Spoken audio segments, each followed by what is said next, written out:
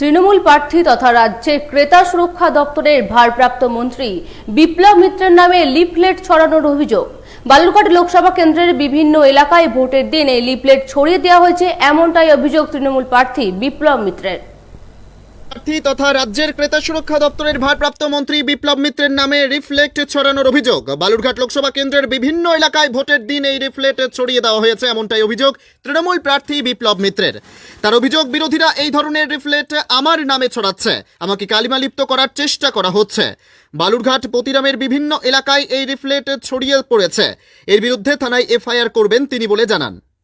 একটা এই statement leaflet আকারে বের করে দেওয়া হয়েছে বিজেপি দলের পক্ষ থেকে, এবং সেখানটায় এটা বলা হয়েছে যে আমি স্টেটমেন্ট দিয়ে বলছি যে আমি দাঁড়াতে চাইনি, আমাকে অনিচ্ছাকৃতভাবেও দাঁড়াতে হয়েছে পার্টির চাপে, এবং হচ্ছে এখানটায় যেরকম পরিস্থিতি হচ্ছে তাকে, তারপরে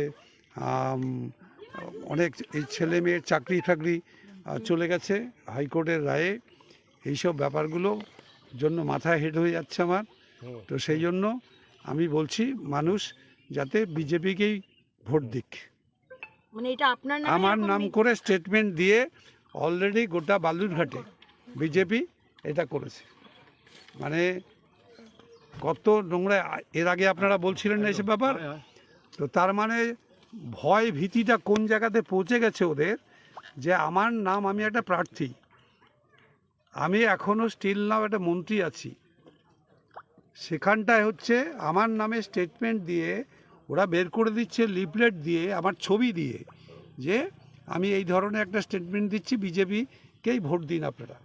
এটা কোথায় ঘটেছে? এই পোস্টারটা কোথায় পড়েছে? এটা বালুরঘাট পড়েছে, পতিরামে পড়েছে, সব জায়গাতে পড়েছে। আপনার কি বক্তব্য যে এটার পেছনে ষড়যন্ত্র হচ্ছে? একজনই ষড়যন্ত্র সরাসরি, কে? আপনার হচ্ছে বিজেপি দলের, এবং অবশ্যই হচ্ছে এটা প্রার্থীর কনসেন্টের বাইরে নিশ্চয়ই হয়নি। প্রার্থীও তো একটা অভিযোগ করছেন। কি অভিযোগটা করছেন আমার বিরুদ্ধে, যে আমি একটা লিফলেট দিয়েছি ওদের বিরুদ্ধে?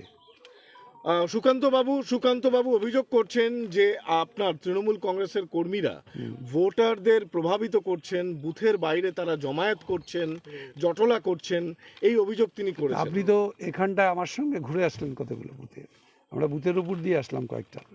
আপনার কত দূরে দূরে আছে, এখানটায় যেটা দাঁড়িয়ে আছে কত দূরে দূরে আছে?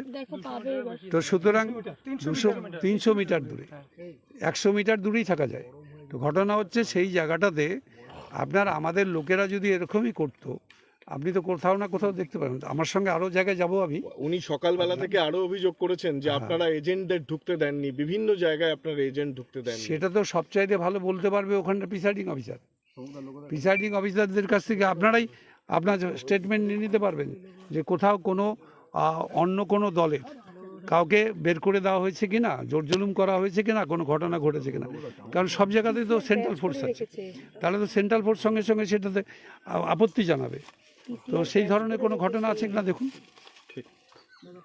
আমি তো আপনাদের কাছেই প্রথম শুনলাম যে এই ঘটনাটা কোথাও হয়েছে। নির্বাচন কমিশন এই ঘটনায় রিপোর্ট নির্বাচন কমিশন সামগ্রিকভাবে কিন্তু এই যে বুথে ঢুকতে না দেওয়া এবং এই সমস্ত বিষয় নিয়ে অভিযোগ করেছেন। না, সেটা নির্বাচন কমিশন তো রিপোর্ট তলব করাই উচিত যদি এই ধরনের ঘটনা ঘটে থাকে কোথাও। আমি তো চ্যালেঞ্জ করেই বলছি যে কোথাও হয়নি বলেই আমি বলছি যে এগুলো সবটাই সাজানো চলছে। এই যে এইরকম ধরনের জালিয়াতি যারা করে, একটা প্রার্থীকে নিয়ে তার নামে স্টেটমেন্ট দেয় এবং সমস্ত ছড়িয়ে দেওয়া হয় ঠিক ইলেকশনের প্রাক মুহূর্তে, ঘটনা যখন এই মানুষ ভোট দিতে যাবে প্রভাবিত যাতে হয় মানুষ, তার জন্য যেটা করতে পারে এই ধরনের জালিয়াতি, তো তাদের ব্যুরো রিপোর্ট, পিবি নিউজ।